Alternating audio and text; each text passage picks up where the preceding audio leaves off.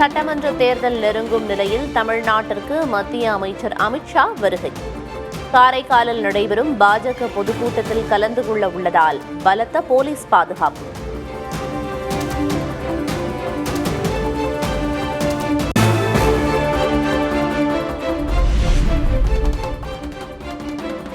திருப்பத்தூர் மாவட்டம் மண்டலவாடி பகுதியில் இன்று நடைபெறுகிறது திமுக வாக்குச்சாவடி முகவர்கள் பயிற்சி மாநாடு. முதல்வர் மு.க.ஸ்டாலின் தலைமையில் நடைபெறும் மாநாட்டில் 1.5 லட்சம் பேர் பங்கேற்பார்கள் என எதிர்பார்ப்பு.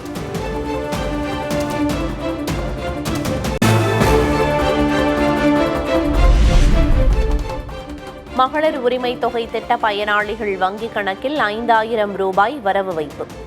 ஏப்ரல் வரையிலான முன்பணமாக 3,000 ரூபாயும் கோடைக்கால சிறப்பு தொகுப்பாக 2,000 ரூபாயும் வரவு வைக்கப்பட்டிருப்பதாக முதல்வர் ஸ்டாலின் அறிவிப்பு.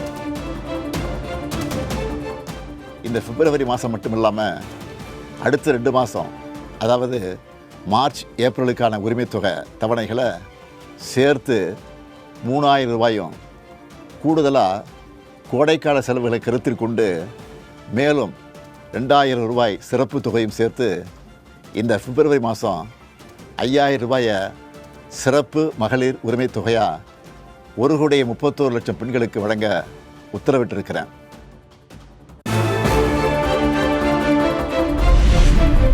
திமுக ஆட்சிக்கு வந்ததும் மகளிர் உரிமை தொகை 2,000 ரூபாயாக உயர்த்தி வழங்கப்படும். முதல்வர் மு.க.ஸ்டாலின் உறுதி.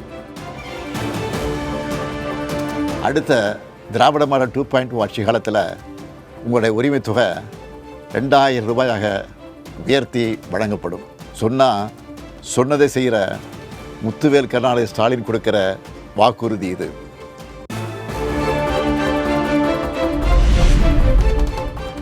தோல்வி பயத்தால் தான் மகளிருக்கு 5,000 ரூபாய் வழங்கப்பட்டிருப்பதாக எதிர்க்கட்சித் தலைவர் கே. பழனிசாமி விமர்சனம். இப்போது மட்டும் முதல்வருக்கு கோடை காலம் கண்ணுக்கு தெரிகிறதா என்றும் கேள்வி.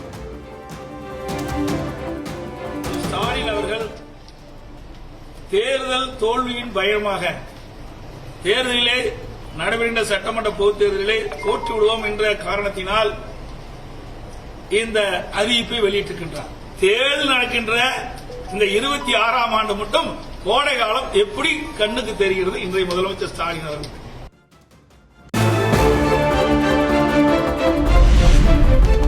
5,000 ரூபாய் அறிவிப்பின் மூலம் பழனிசாமியின் வாயை முதல்வர் அடைத்துவிட்டதாக அமைச்சர் ரகுபதி விமர்சனம். மகளிர் உரிமை தொகையை விமர்சிக்க பாஜகவுக்கு தகுதியில்லை என்றும் பேட்டி. நான் 2,000 தரப்போகிறேன் என்று வாய் சொல்லிக் கொண்டிருக்கிற எடப்பாடி பழனிசாமியினுடைய வாயை இன்றைக்கு தைத்து விட்டிருக்கிறார் மாண்புமிகு தமிழ்நாடு முதலமைச்சர் அவர்கள். மகளிர் உரிமை தொகையை முடக்கி வைக்க பாஜக அதிமுக சதி செய்கிறது.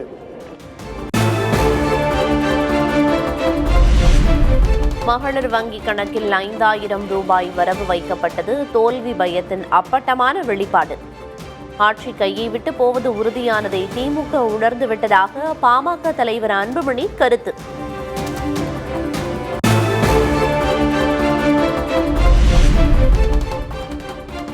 கடனாக வாங்கும் நிதியை வளர்ச்சி திட்டங்களுக்கு பயன்படுத்தாமல் வெற்று கவர்ச்சி திட்டங்களில் வீணாக்குகிறது திமுக அரசு. 5,000 ரூபாய் உரிமை தொகை குறித்து நாம் தமிழர் ஒருங்கிணைப்பாளர் சீமான் கண்டனம்.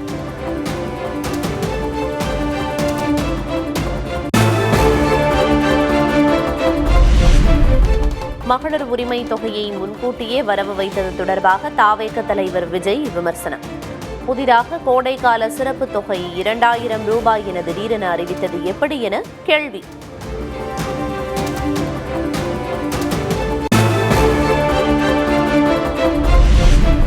அதிமுகவை பாஜகவை கடுமையாக விமர்சிக்காதது குறித்து விஜய் பதில். மக்களால் பலமுறை நிராகரிக்கப்பட்டவர்கள் பற்றி பேச தேவையில்லை என விளக்கம். என்னப்பா இவரை மட்டும் தான் எதிர்க்கிறாரு, இவங்களை எதிர்க்க மாட்டேன்றாரு. இல்ல நான் கேக்குறேன், இது யாருக்கான எலெக்ஷன்? எதுக்கு தேவையில்லாம பல முறை மக்கள் ஆல்ரெடி டிலீட் பண்ணவங்களை எதுக்கு டார்க்னஸ்குள்ள எதுக்கு கல்லெறியணும்? மக்களை விரும்புற விஜய் வேணுமா, இல்ல மக்கள் விரோத ஆட்சி நடத்துற ஸ்டாலின் சார் வேணுமா? அவ்வளவுதான் இந்த தேர்தலே.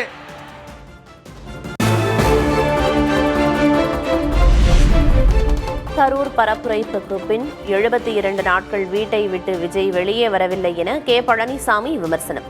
ஒரு பிரச்சனையை சந்திக்கும் திறன் கூட விஜய்க்கு இல்லை என்றும் காட்டம். ஒரு பிரச்சனை நடந்தது, 72 நாட்கள் வீட்டு விட்டே வரல. ஏன் விஜய் வீட்டு வரல, வீட்டு வரலன்னு சொல்றாங்க. ஒரு தலைவரான கேட்கத்தான் செய்வாங்க. ஒரு பிரச்சனையை சந்திக்கக்கூடிய திறன் கூட அவருக்கு இல்லையே.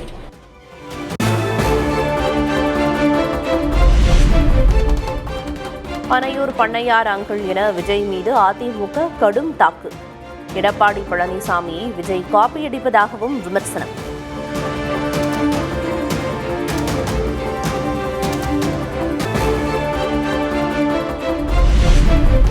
சேலத்தில் செய்தியாளர்களின் வாகனத்தின் மீது ஏறி தாவேகவினர் தாக்க முயன்றதாக குற்றச்சாட்டு. இருதரப்பு மோதலில் ஒருவர் காயமடைந்து மருத்துவமனையில் அனுமதி.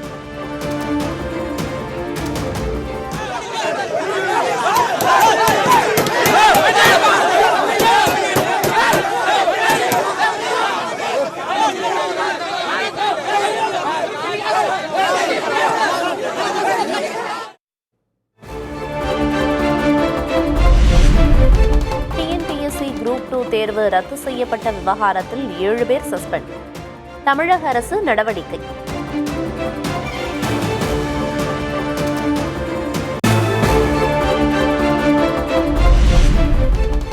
சென்னையில் தமிழ்நாடு அரசின் திரைப்பட விருதுகள் வழங்கும் விழா.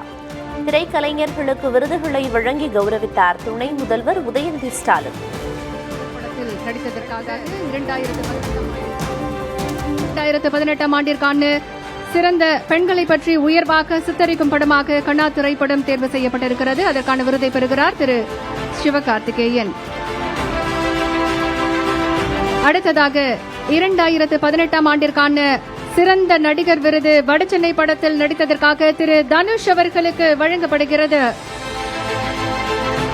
2018ஆம் ஆண்டிற்கான சிறந்த நடிகருக்கான சிறப்பு பரிசு திரு விஷ்ணு விஷால் அவர்களுக்கு வழங்கப்படுகிறது. டெல்லியில் 1189 கோடி ரூபாய் மதிப்பில் புதிதாக கட்டப்பட்ட பிரதமர் அலுவலகம் பிரதமர் நரேந்திர மோடி திறந்து வைத்தார்.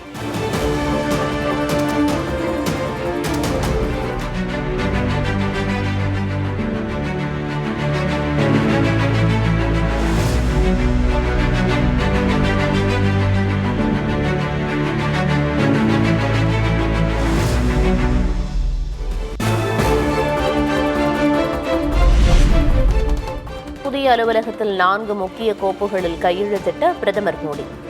விபத்தில் சிக்குவோருக்கு 1.5 லட்சம் ரூபாய் வரை இலவச சிகிச்சை அளிக்க பிரதமர் மோடி உத்தரவு.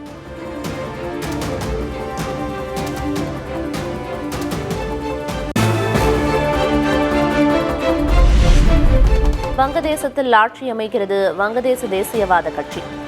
நாட்டின் பிரதமராக இன்று பதவியேற்கிறார் தாரிக் ரஹ்மான்.